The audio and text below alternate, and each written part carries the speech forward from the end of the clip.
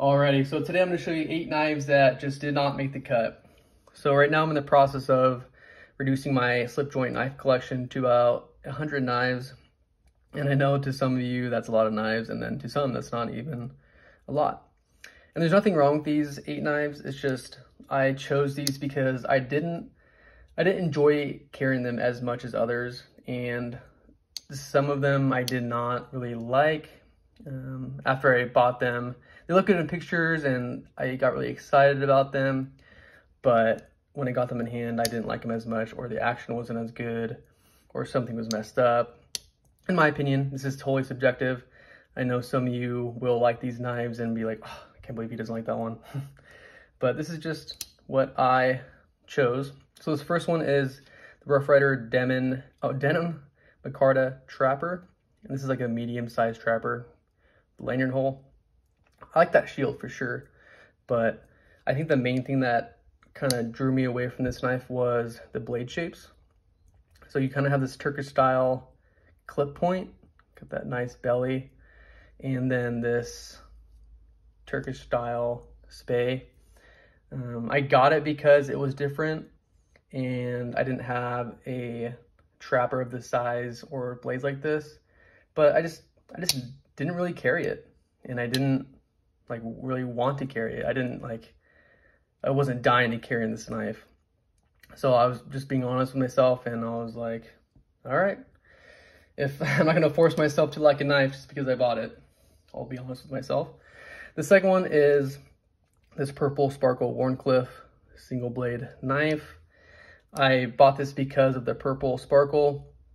I really do like that, but I think just the pattern, it is very unique, very different, but I just didn't carry it because it was just so thin, weird looking, and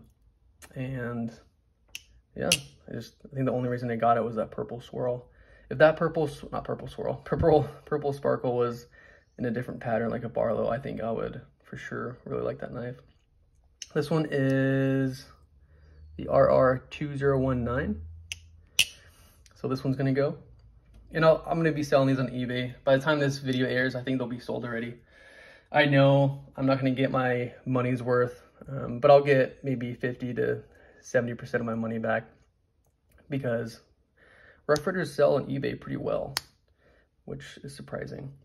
But I'll recycle that money into other knives that I might enjoy more than these.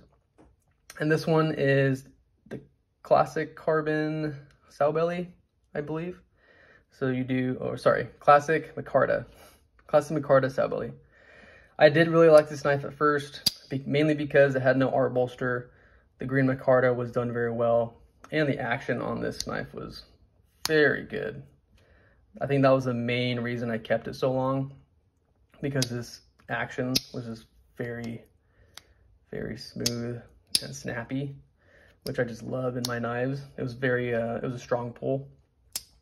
But I think this green Micarta kind of turns me off. I'm kind of gearing away from Micarta a little bit. I'm trying to focus more on natural bone and wood materials, but that's just me. So this one is going to be going. I know Thrifty Kniffy might hate me for getting rid of this one, but oh well. So this next one is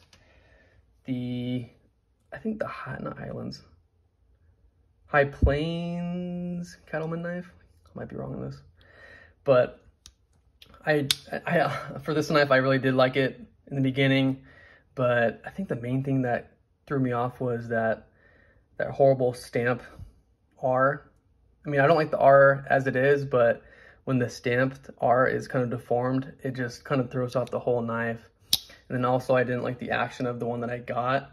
It's pretty gritty and not that smooth. I think the smaller blade is a little better, but I'm actually waiting for, I think they have a cinnamon carbon Cattleman coming out soon. Not available yet. But again, this one I didn't really gravitate towards when I had to pick a knife to carry. It is a big knife. I do like the cigar shaped equal end knives. I have a Camillus one that I love to carry, but this one just didn't cut it. No pun intended. And this one is, let's see here, the RR243 And for the fifth one, it's going to be this, another Micarta, Denim Micarta, single bladed bow trapper. I think the main reason I didn't like this one because the blade, the point was pretty bad, and it wasn't that sharp. And I know I could sharpen this knife, but man, I just have so many knives that need to be sharpened and cleaned up. I just didn't want to waste my time on this one, and I'd rather just bunch it up with these other knives that they're going to go to someone that can enjoy them. But I do like how it's single bladed, but I don't know, there's something about it. Maybe it's the blue Micarta. There's a lot of Micarta knives in here that kind of just turn me off. We got these nice orange underliners, and the action on this knife is pretty good too. Not bad. But this was my only bow trapper. I don't think it's a pattern that I really like, and I think it's good that I can buy these inexpensive knives and then figure out what pattern I like, you know, and it's just a single bladed bow trapper didn't do it for me. This one is the RR2373. And then the last Rough Ryder is this small Stockman. This was, or is, the white bone, a small Stockman, but I did burn it. And I don't know, it's just too small for me, I think. I would not really carry this, not even in my watch pocket, because it's just so small. Maybe if I had a knife this size, but it was single bladed, but I'm never going to use all three of these tiny blades. That's just me. I mean, it could be a very useful knife for sure, but it didn't see any pocket time at all, really. Maybe once or twice the year that I had this knife. And I can admit that. So this one's going to go.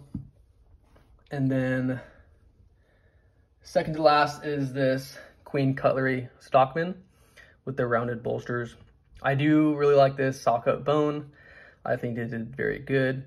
I do have, I think, the Queen Barlow and the Wharncliffe, which I really like those two. But this one, I think the main thing was I have a lot of Stockmans, and I'm not a big fan of these rounded bolster Stockmans. I like the squares, the squared bolsters. So I just didn't really care this one either. Other Stockmans for sure were on the top of my list when I had to pick one to carry.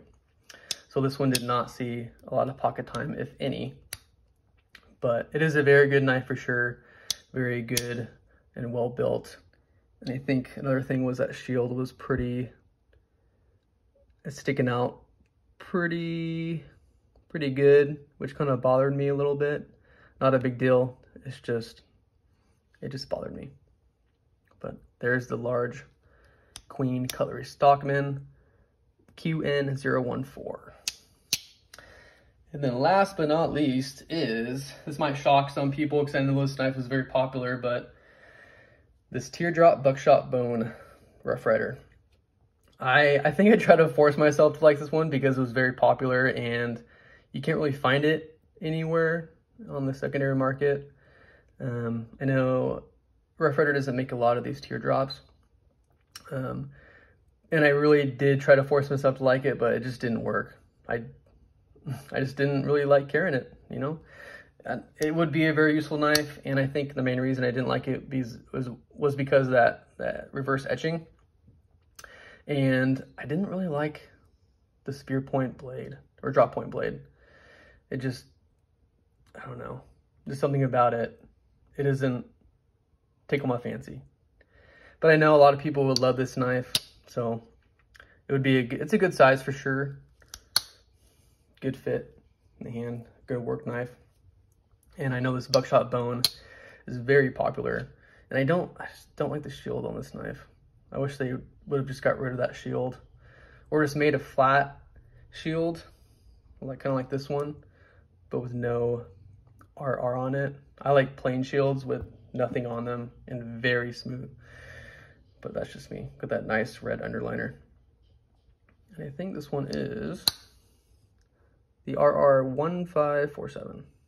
All these are 440 stainless steel. Alrighty, there you have it. There are my 8 knives that did not make the cut. That will be going to someone else that can appreciate them, love them, and carry them. Well, thank you for watching. I'll see you guys next time.